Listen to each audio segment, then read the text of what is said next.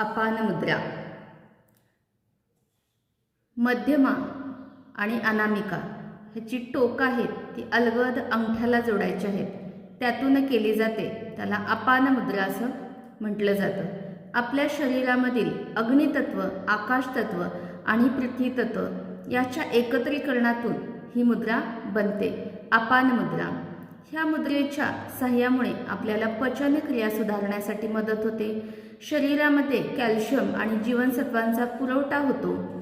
आपल्याला मलमूत्र, घाम विसर्जन ह्याचा प्रवाह नियमित नसेल तर अस्वस्थता वाटते. तो प्रवाह नियमित करण्यासाठी ही मुद्रा आपल्याला खूप सहाय्य करते.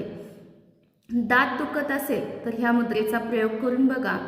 अर्धशिशी, मायग्रेन खूप जास्त त्रास देतं, ह्यावेळी सुद्धा ह्या मुद्रेचा अभ्यास करायचा आहे. ज्यांना मधुमेह आहे त्यांनी नियमित ह्या मुद्रेचा अभ्यास करा. त्याचबरोबर 15 मिनिटासाठी प्राणायाम, प्राणमुद्रा यांचा सुद्धा अभ्यास करा. आपल्या शरीरामधील शुगर कंट्रोल राहण्यासाठी आपल्याला ह्याचा मदत होते. मधुमेह नियंत्रित राहण्यासाठी ह्या मुद्रेचा आपल्याला खूप चांगल्या पद्धतीनं उपयोग होतो. अशी सहज सोपी करता येणारी अपान मुद्रा. मध्यमा, अनामिका ह्याची टोके अलगद अंगठ्याला जोडायची आहेत, त्यातून केली जाणारी अपान मुद्रा.